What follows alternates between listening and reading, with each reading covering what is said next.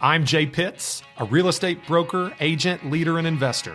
For the last decade, I've navigated the craziest of real estate markets this country has ever seen, selling over 2,000 homes, moving in and out of markets, always ahead of the curve. And now I'm bringing that perspective to you. This is your resource, and Real Talk About Real Estate starts right now.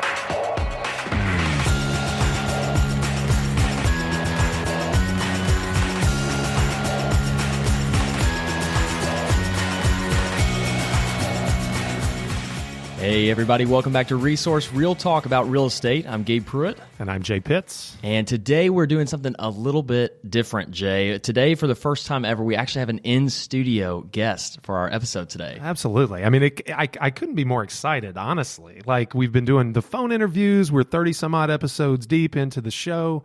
And we're now we're becoming a trio of sorts. There you go. Yeah. So let me introduce today's guest. We're blessed to have him in studio with us. If you call it a studio, I think it's kind of a cool studio.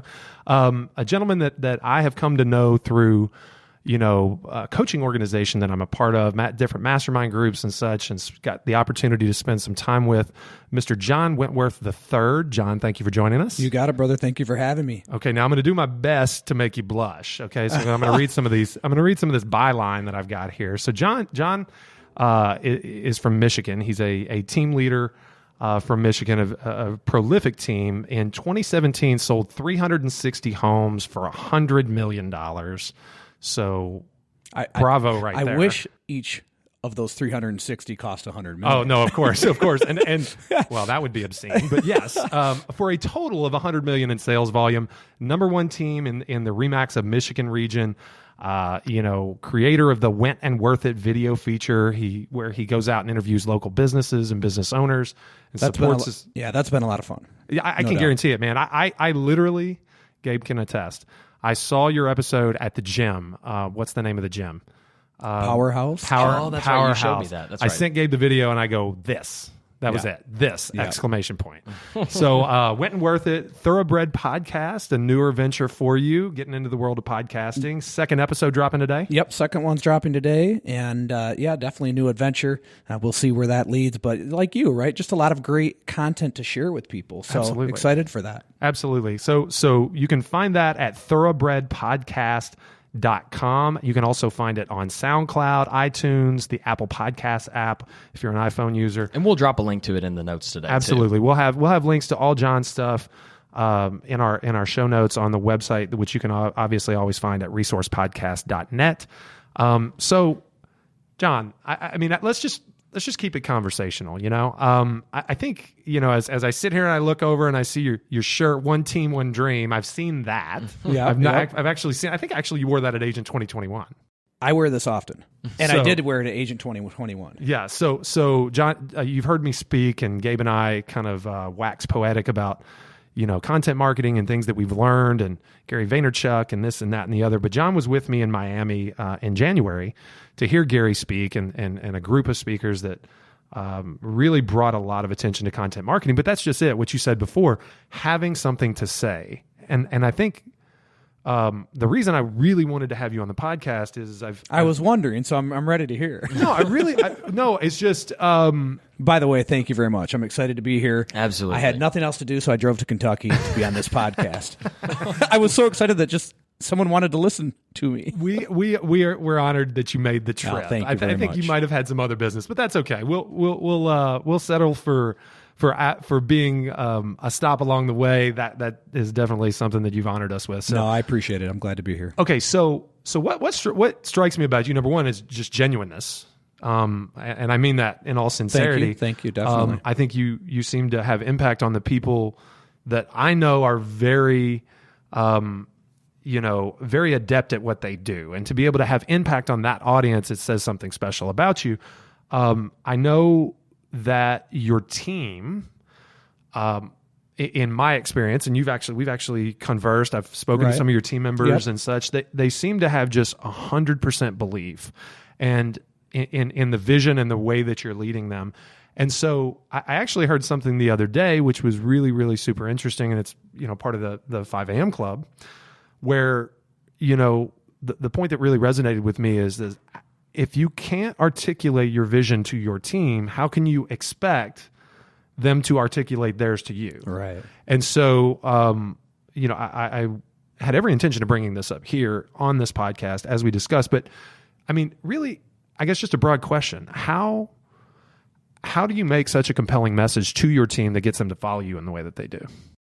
Well, first, those are the things that make me blush, right? Not the stats, but when you tell me that I'm genuine, because that's who I am and who I intend to be, and I'm just I'm very compassionate towards people. Sure. And maybe that's part of what allows us to lead that team and for them to have the buy-in that they do. Right. And through this week has never been more transparent than how strong our team is. Monday. And we talked about whether we talk about this or not, but Monday, our manager came into my office 10:30 and said, it's been really great having you here, but I'm giving you your 48-hour notice. Oh wow! And so in that moment, I'm thinking to myself, okay, thank you. Now get out so I can get busy, right? And we've got 25, 26 people on our team, which means when you add the numbers with spouses and children, that's a lot of people. Absolutely. And so, going down this road of this conversation, in that moment, I called Jen and I said, my wife, Jennifer, who's here with us, I called Jen and I said, are you at home? And she said, yeah, why? What's up? I said, I'll be there in a minute. What's up? I said, I'll be there in a minute. And she didn't ask again because she knew. She didn't know what happened, but she knew that I was, something was up. Sure. And I went home and I said to her, and I said, I just got released. She's like, what do you mean? I said, I got a 48-hour notice. And she said, are we going to be okay? And I said, you're damn right we are. And took her hand. We went back to the office, called in a meeting on the sales floor, and shared it with the entire team. And, that's kind of a scary moment, right? Because, go ahead. So to be clear, this was the broker manager at the brokerage you're working at. The manager of the brokerage. The manager of the brokerage. Okay, gotcha. Yep. Okay. Yep. So they're cutting you loose, which, I mean, we heard the stats. Yep. Like,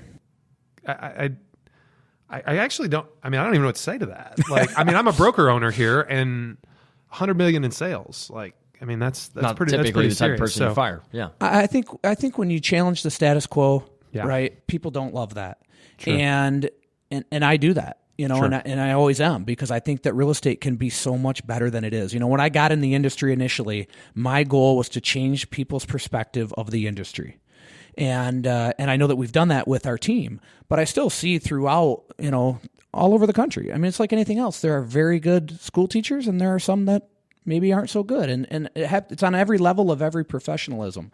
But I can affect and have change in ours, right? And so, I grabbed Jen by the hand. We drove to the office, and she stood next to me, to share with all these people. And the support was just amazing. Right. And this, I'm worried what the reaction is going to be, but the reaction was they were cheering, they were excited, they were happy.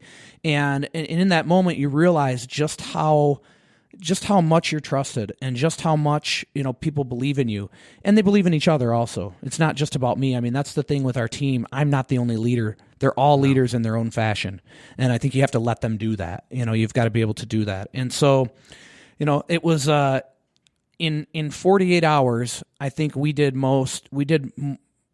more things than most people could do in 48 days. Yeah. I mean, literally from being let go to being up and running in the MLS within 48 hours under the new brokerage. And through that, everybody stayed on the team. And mind you, the guy that let me go started trying to recruit our people, of course, right? Which is great, because now it's fair game.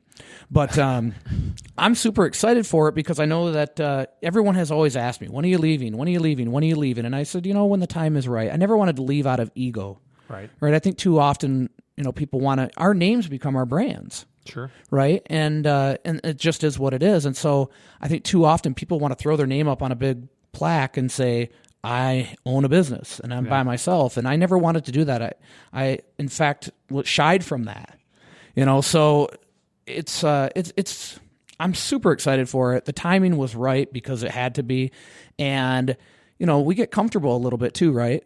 And I've been, we're still selling a lot of real estate, but you get comfortable. Oh, absolutely. And I'm out of my comfort zone, and that's a scary thing for everyone around me in a positive way, Well, and there's several things that really struck me there. And, you get 26 team members, right? And with staff and agents. So, we're at 14 agents, 4 staff on the team only. So we're about 18, but, the brokers, we're at about, 35, 40 with the property management company, probably close to 50 people. Okay. Right. And where it really hit me. And, when you said that, standing in front of them, delivering the news, right, that you probably didn't want to have to deliver.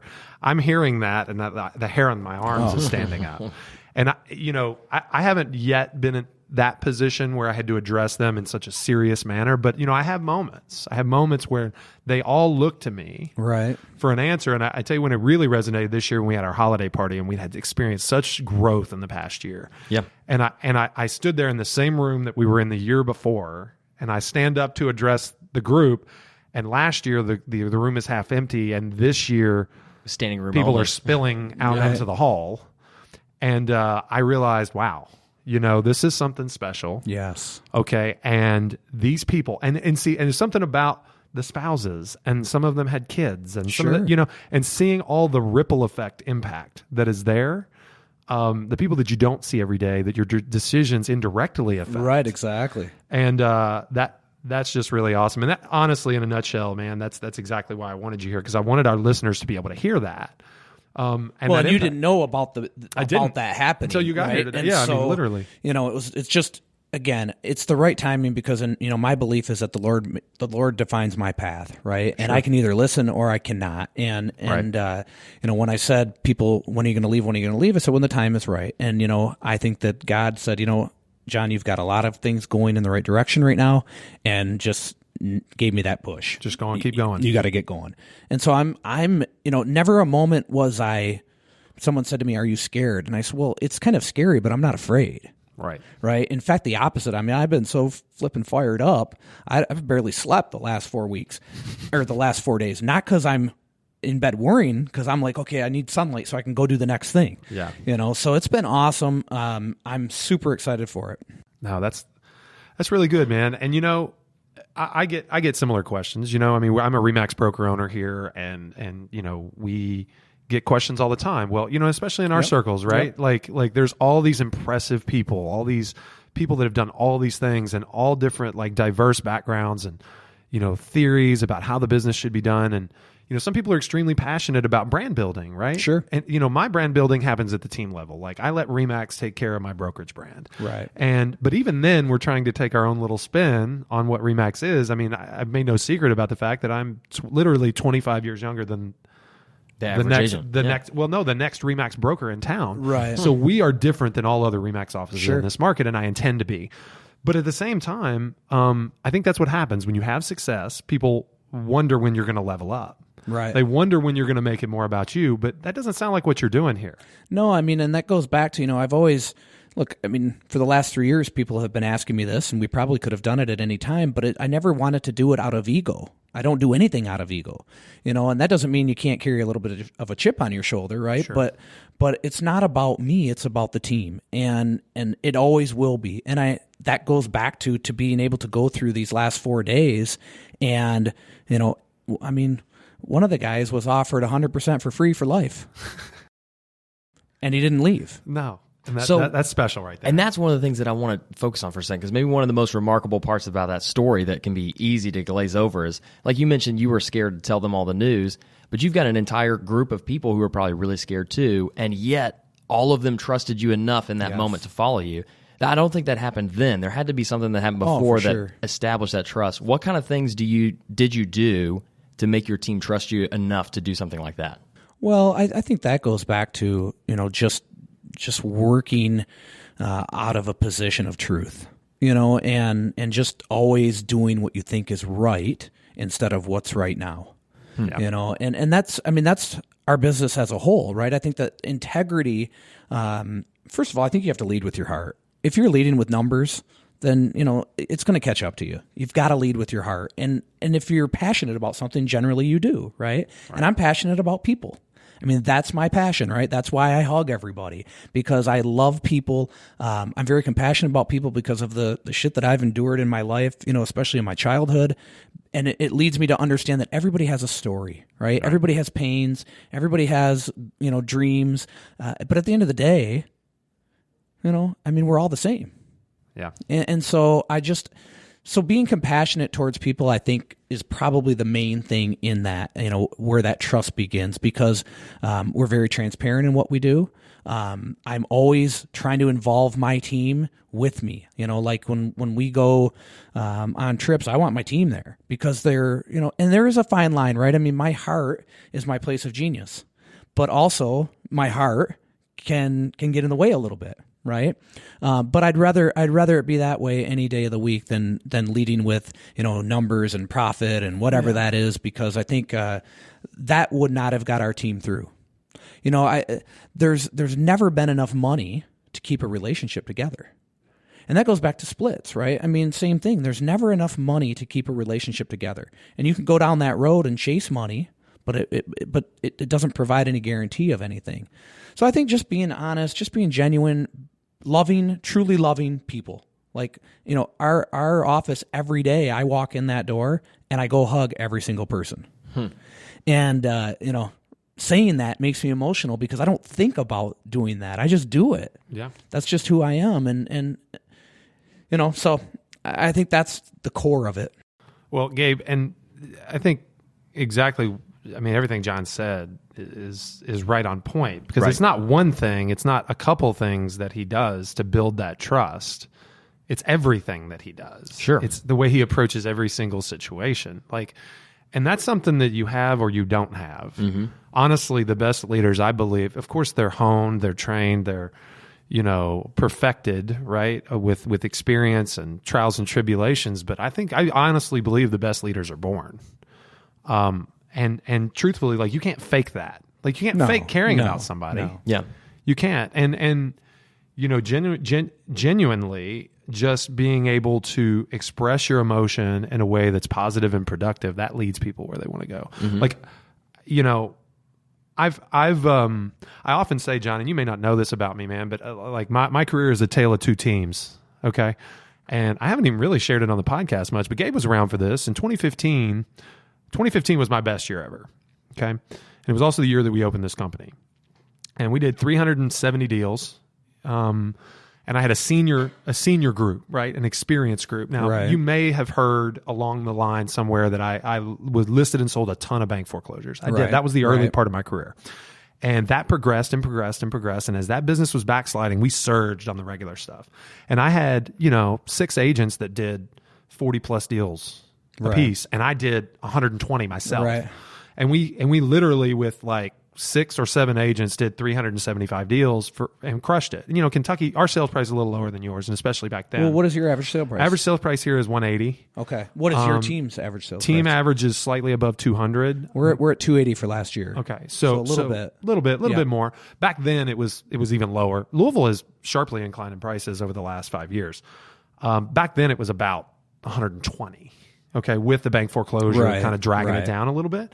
But, essentially, I was an inexperienced leader, and I led with heart, right? I believe I did that. And I honestly, and I think you said this, your heart can lead you to a place where you believe all motives are pure around you, and you can be taken advantage of. And that's happened. Sure. It happens to every leader. But like you said, I'd rather be that guy than the one who is playing defense. No doubt about it. So, since then we've been rebuilding the team. Yeah. We've been rebuilding, and we're getting to a place where 2018 looks to be the best year we've ever had. And it's phenomenal and fantastic, and stuff like, this podcast and being able to share, my voice has really helped that. You've got a great voice on here too, by the way. People make fun of my laugh a little bit. I don't know.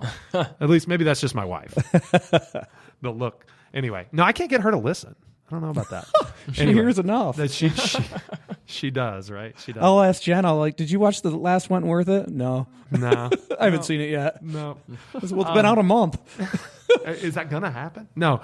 I just, that, again, that's what struck me. Genuineness, leading with the heart. Thank you.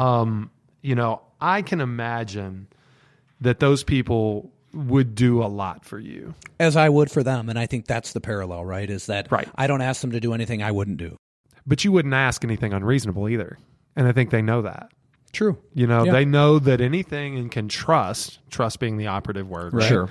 That anything you ask has a purpose. Yep. There's a why behind it. And they may not understand it. They may not need to. You may not even tell them, but they'll still do that's it. like the shirt. You know, somebody on our teams one day asked me, well, what does one team, one dream mean? And I said, you know, it's funny you asked that because when people ask me that in public, I say to them, whatever your dream is. It's not about me. The shirt isn't about me. It's about the team and whatever their dream is. Yeah. And so it's just, it's really fun to wear this shirt because people inquire a lot and people, because I feel like, and we were at a conference with Tom Ferry. Yeah. And he said, write down your motto for 2018. And Todd Warda, my brother on our team, instantly wrote down one team, one dream, and he slid it over. He said, what do you think? I said, I love it. Do it. That's it. Yeah. Next thing I knew, we had T-shirts. Yeah. You know, so that was totally awesome. We got to do t-shirt. Right team, right time is ours. I love it. Yeah. So I love so it. we got to do t-shirts now. Yeah. I don't know why I haven't thought of this yet. Starting tomorrow. Starting tomorrow. Marcy. Marcy, if you're listening, but people will stop me anywhere and say, I love that shirt. Yeah. And so what I realized is it's really about their dream, not mine. You know, and so people ask me, what are my goals, right? And I went through that period where I was always creating these goals and sell this and sell that. And really now my goals are the success of the agents on the team. Yeah. And that's all that matters, you know. Well, you win. Yeah. I we mean, all win. You don't have to focus on winning when you're helping someone else win. Exactly. So I say a lot of the time, bigger pie, smaller piece. Right, that's my goal. That's my vision. Somebody asked the vision, and I need to convey the vision in short words.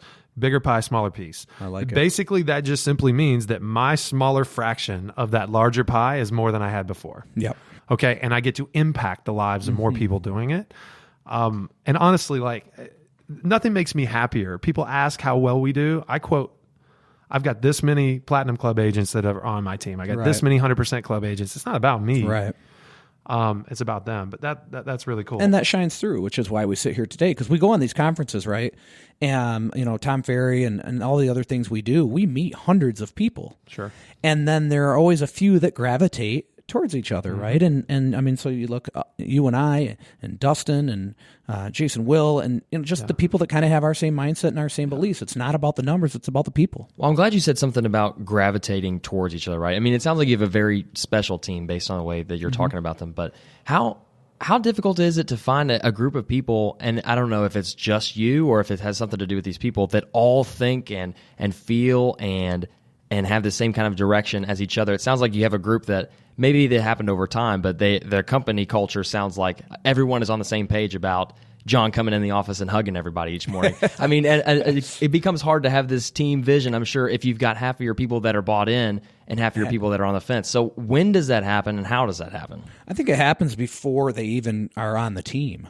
You know, I think that's just who I am in the community, and we don't recruit based on, oh man, they sold a bunch of homes, let's get them on our team. Mm-hmm. We recruit based on, like, my first attribute is this is the same in life though, right? It's the same life principle. Someone would say, oh yeah, that's so and so. Have you ever met him? No. Oh, he's got all kinds of money, and I say, I don't give a shit. Is he a good person? That's all I care about. And so that's kind of how we hire. Are they good people, first and foremost? And can we have an impact on them? And then the other thing that I've been, over the last 6-8 months really focused on, and you could say this wrong and it sound a little conceited, but it certainly is not, is that there's only two kinds of people I want in my life. And it's people that I can positively impact and people that can positively impact me. Absolutely. And it's not because I need a handout. I need growth. I want to surround myself with people that I can grow, as a person with. But I also want to be able to impact others. And so, I've got a very, very, very big, broad circle, but really behind scenes, it's very tight. And I've got 3, 4, 5 people that would die for me, literally. And I would do the same for them.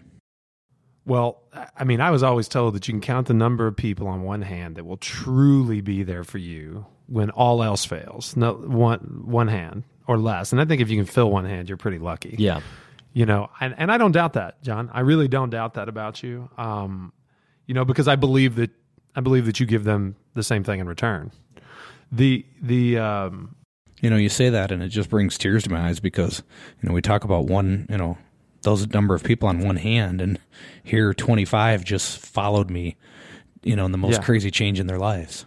No, I get it. Like off the year that you just had, that your team just had, they got turned upside down, and they're still following you. That's important. That's impactful. Well, I think they believe too that we're on to bigger and better things. This is not a setback. This is a set forward. I don't doubt that a bit. And the funny thing that you mentioned now, kind of reflecting upon that comment with our own team, and Gabe is one of the few people that's seen both teams. Right. Okay. Right. Gabe is one of the few people. Both brokerages even. And he was new. He was new then. Yeah. So it may not make a ton of sense to him, but the truth is the people that are still here with us from then, it just shows. Yeah. It shows, there were people that chose to view it as a setback, and there were others that chose to view it as a set forward. And the ones that were here then that are still here now are the ones on the front line preaching the best things about us, right, luring other people in. Right. And that's actually a great segue, because now that you're moved forward into this new direction, okay, you've always been in charge of recruiting to your team, and now the new brokerage may just be your team, right? That may be the model. But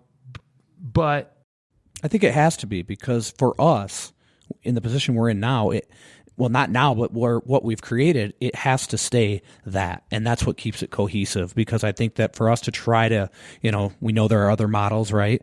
I just don't think that would work for us. Yeah, no. And that's perfect. So do you view the transition as an invitation to lead, inspire, attract, whatever word you want to choose for it, more? Oh, yeah. Or do you just keep doing what you've been doing? No, I keep doing what I've been doing, but I mean, I've never really focused on recruiting. Yeah. And I did a little bit, like through the winter months. I put a little bit of effort into it, and kind of opened up our doors to people that we normally would not. It's funny because I just go, right, and inside of going, I block out noise. And, and so people go, oh, he doesn't even talk to anybody at the office. Well, no, I'm not standing over the coffee machine talking. I'm working. You know what I mean?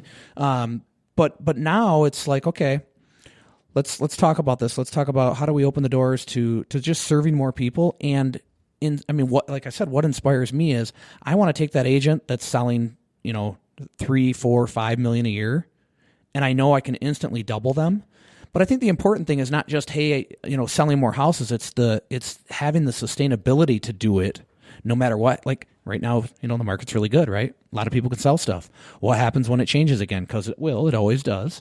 But I want to be able to create a career for somebody, not a job. Sure. And so having that sustainability and a platform that will always, every agent that's been on our team has done more business every year they've been there. And that doesn't exist in real estate everywhere, right? And so it's a beautiful thing, and that's what inspires me, is to, yes, recruit more people, but to recruit them to provide them with the opportunity to do that. No, absolutely. Recruiting has been a kind of a dubious thing for me too, because that's honestly, probably that whole 2015 transition for me. It's probably the thing that has confused me slightly.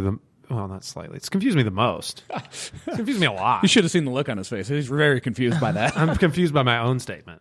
No. So, like, agents have always been referred to me. They found me. Right. They found me because I was being me, and hopefully that was something they wanted to be a part of. It sounds like it's very similar for you, but what sparked that comment was you saying I put a little effort into it. Well, that's kind of how I feel. I put a little effort into it. Yeah. Like, not a lot, just a little. Like, I go, I do, I sell, I lead, I whatever. And we've had some success with our recruiting efforts, drawing more people in. Sure. But truthfully, like, probably the best thing we've ever done for recruiting has been this podcast. Oh, true. Frankly. Yeah. I mean, That's it's awesome. it's a way to amplify your voice, and people may not even consume it in large measure, but when they hear some of it, and they like it, they want more. Right.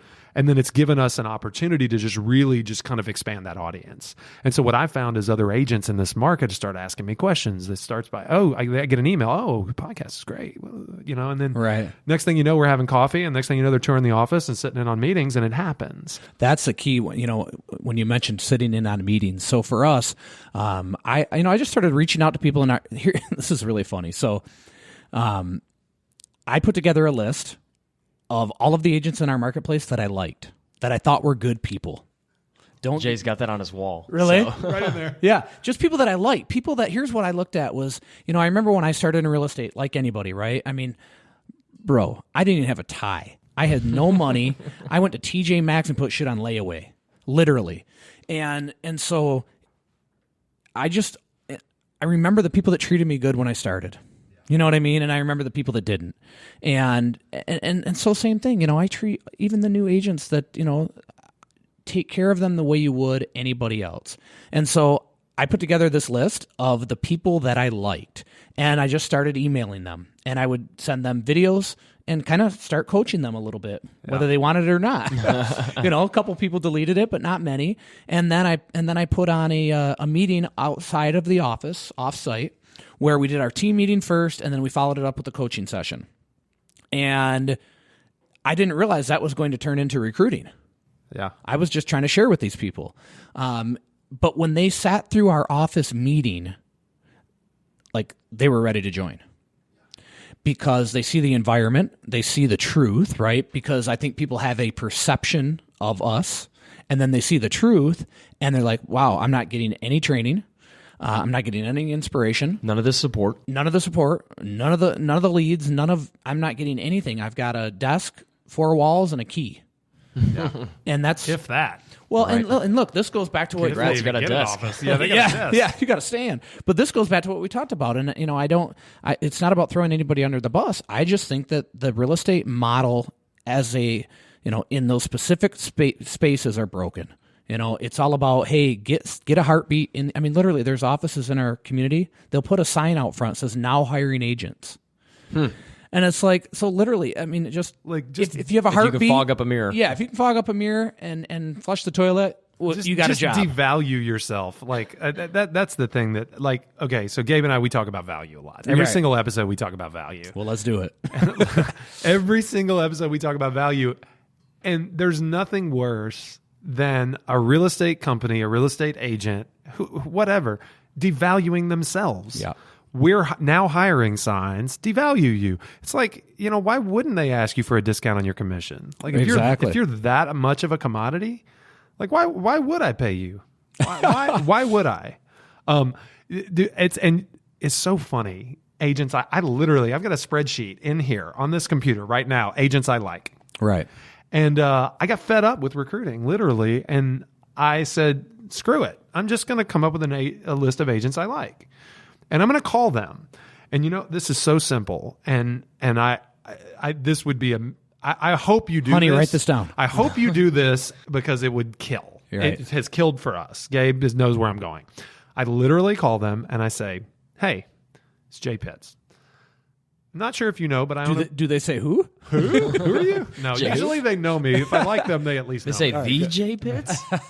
Get out of here. From the Resource the one and only. The one and only guy from Resource that Gabe makes sound look good. Anyway, no, I call them and I say, hey, I'm not sure, because a lot of them don't know I own a brokerage, because the team brand is so big. The brand, yeah. And they don't know I'm a broker owner. And so, hey, I'm not sure if you know, but I own a brokerage. Oh, really? Or yeah, I knew that. Whatever. Right. And I said, okay. I said, let me tell you about owning a brokerage. You kind of got to do some recruiting every once in a while, and I don't really like that. I said, so here's where I'm going. I'm going to be very direct. I said, I like you. I think you'd be a good fit at our office. And I'd be remiss if I didn't tell you, because 6 months from now, you're going to move brokerages, and you're not going to call me because you didn't know I was interested, and I'm going to be kicking myself. So I just want you to know, I understand that agents don't leave good situations, and they very seldom leave neutral situations. They really usually only leave bad ones. So if you find yourself in a bad situation and you need to make a move, call me. and we'll talk. I love it, right? That's literally it. You're not selling them. No. You're just opening the door. And I think that I need to do more of that because, John Sheplack, who said this, he said, does every agent in your marketplace know you want to recruit them? The answer is probably no. No. And if not, they should. Exactly. And then we have at least to the ones you want. Well, right. Then we have to be very selective on who we bring in, right? Are they a culture fit is hugely important. But it's funny you bring up the brand thing, right? Because we're the John Wentworth group. We just happen to have the umbrella of Remax. And it's people will call. It's kind of like the Zillow thing, like lots of people complain about Zillow, and I laugh because I'm like, well, they're on the New York Stock Exchange, and you're saying the leads suck, but really you suck, right? And we had to do that self-reflection because we had that moment where Zillow sucks, and then I said, no, we suck, and we fixed it, and now we've got one of the best conversion rates in the country. But back to the branding part of it is that they just beat us at our own game. Yeah. Right. And it's the same thing with the brokerages. The teams are starting to beat them at their own game. Yeah, I agree. 110%, man. I mean, and that's the thing. Like, they need to know your culture. They need to know you're interested. How do you expect? I don't know. I don't know if I just thought because we have this big team and we do all this business and it is, it's kind of like, it's basketball season, right? We just roll the balls out and people go play. Like, right. They were just going to show up, I think is what I thought. And that was dumb. Build it and they will come. It was stupid of me to think that, right? Like, you got to show them. For sure. And you wouldn't use that script and you open that door, you can't believe how many of them will take a step through right then. Yeah. Bam. And it's like, oh, okay. So this is a thing. Let's do coffee. Like, let's sit down, come to the office, sit in a meeting, do whatever, be a guest. Like, come on. Well, the other part, for me being on a team, our splits, our setup are different. And, people always go, oh yeah, but it's 50-50. And I'm like, are you worried about your split or your 1099? That's exactly. You know what I mean? Like, get over that part of it. And here's the other part that I think in our industry, a failure for people in our industry is their ego gets in the way of good business decisions. Yeah. Well, I don't want to put my name under John Wentworth.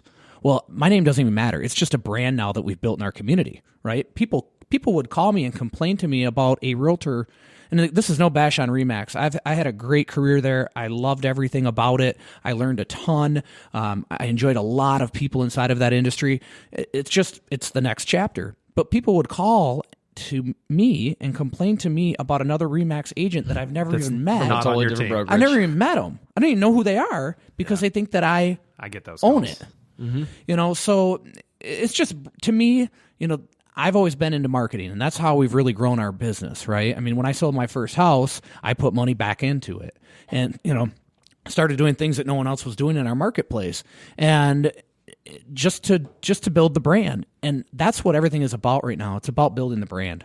Yeah. We just were blessed to already be on that path without even really realizing what was going to become of real estate. Okay.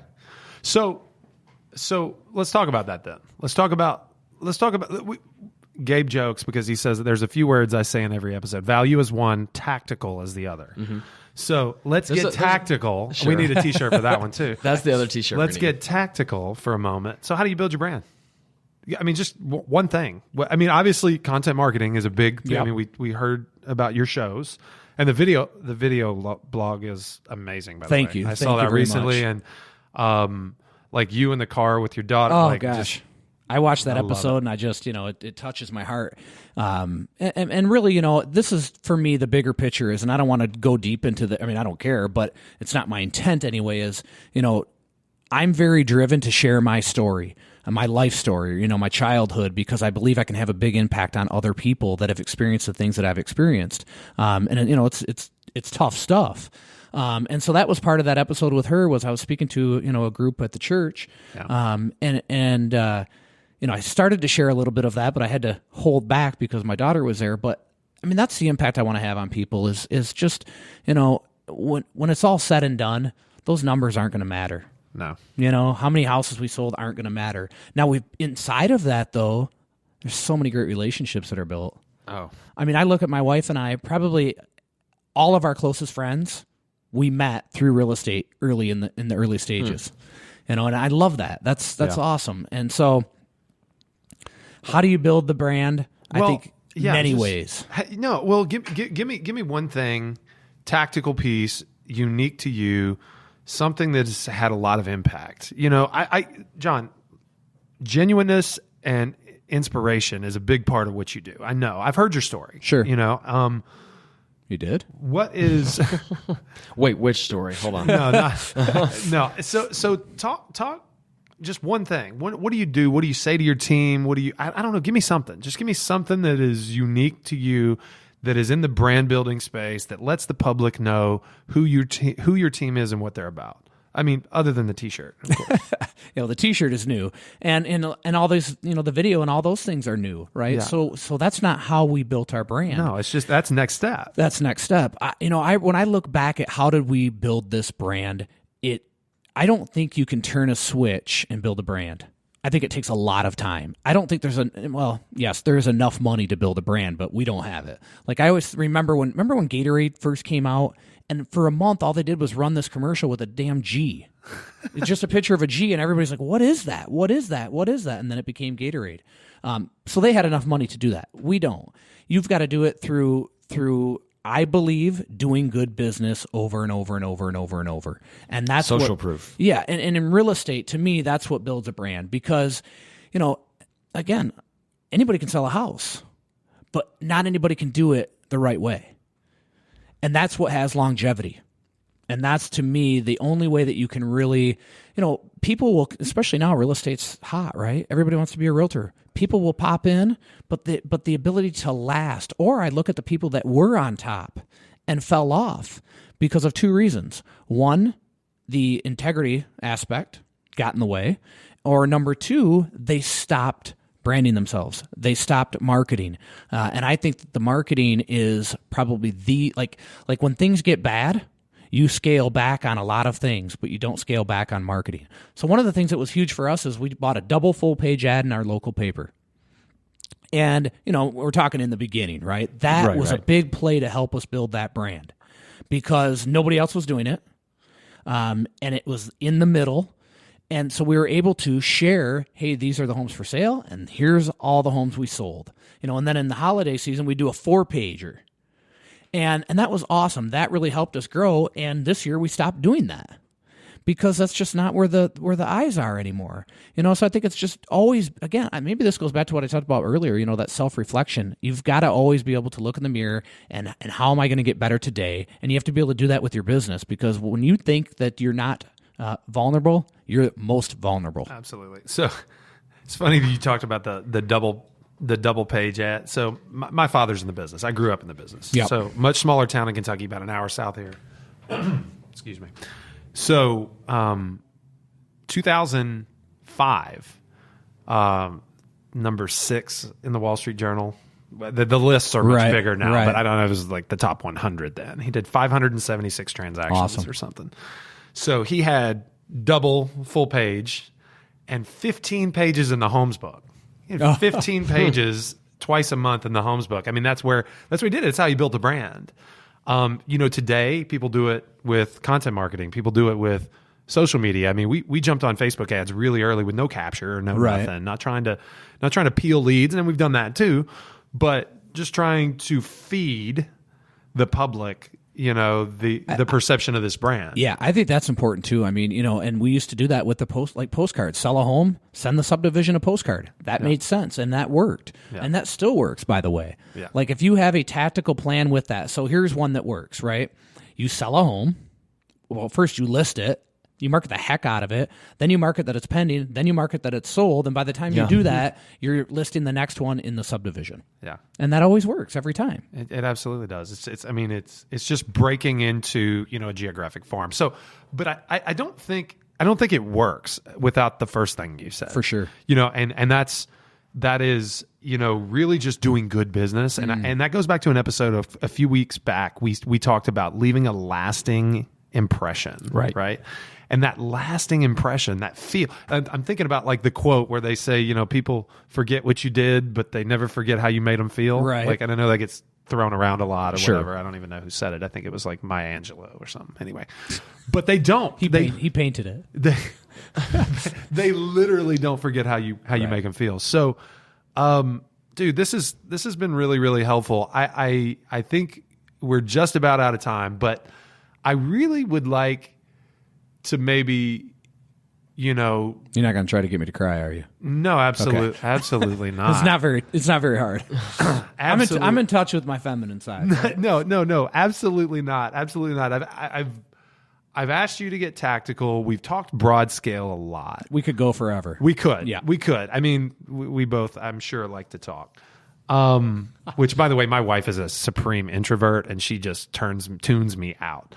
I mean, if there is one piece of advice to a brand new agent getting in the business, that can look and say, that guy sold $100 million in real estate, and I want to get there one day. So I call this the finished product syndrome, right? People see you or me or Gary V or whoever it is, and Tom Ferry, and they that's what they see, that finished product, and instantly they think they're going to become that, right? And it's impossible.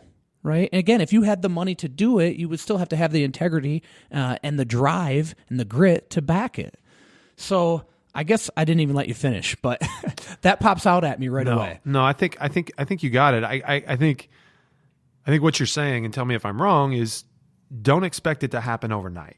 You got to do the work. I mean, even on our team, you join our team, you're getting leads the first day. You still got to do the work. And I think what a lot of these people probably wouldn't realize too is if they got a chance to ask you if you thought you were the finished product. Oh, hell no. I bet your answer would not be yes. Not even close. These people look at these people that they think are the finished product, like you said, but it's always a work in progress. So that's something. Gabe could tell you a lot about me. He's witnessed a lot over the last 5 years? Yeah, almost 5 years. So, I mean, they tell me all the time, and I don't know if this is a compliment or a cut down, but hold on, let me turn the cameras off. They say, I'd hate to be your brain. Like, your brain exhausts me because it's like my brain is always People on a say treadmill. That to me. How do you do this? I mean, this is just life. I closed 100 last year myself, and it's like, well, it's just what you do. And I think people, even on our team, as plentiful as the leads are, as much support as there is, people in real estate ride that roller coaster, right? Get a bunch of deals pending, chill out. Oh shit. Get a bunch of deals pending, chill out. And really what we're trying to focus on is you got to be in love with the process, not whether you sold a house or not. Right. You've got to be in love with the process and grind. If you grind every day, it's not a grind. It's only a grind when you go screw off after you've got 3 or 4 pending and think you've got it made. And so to me, that's the key. You've got to have, that constant grind to work hard and to just do the right thing over and over and over. Yeah, the start and stop is what kills you. Oh, for sure. Man, John, it's been real, man. It's been awesome. First inaugural resource in studio guest. Yep. Yes. So nobody can ever take that away. Well, I mean, you got to feel great too. Someone drove from out of state to come on my podcast. Hey, it's been a big month, man. We had our first international guest. Love it. So no, we really appreciate it, man. I know everything I see you do comes from a place of value. That's what we're all about here. Yeah. We appreciate you making the time. Thank you. Thank you for having me. It's been awesome. Just stopping by and kind of blessing our listeners with some tidbits on how you do what you do is really, really cool. But folks, we got to end it here. Unfortunately, John and I can go all night, but I know we got to let him get on to his other endeavors. But we really appreciate you tuning in. As always, visit resourcepodcast.net. Become a qualified subscriber. As Gabe and I have been mentioning, our gear list for the podcast is there. Pictures, links, explanations, everything you need to start a podcast of your own is on the website. Well, it's not on the website. You have to become a qualified subscriber, and then we send it to you. But don't forget to subscribe on iTunes, SoundCloud. Give us a like, give us a review. We appreciate all your support. Absolutely. See you guys next time. Peace out.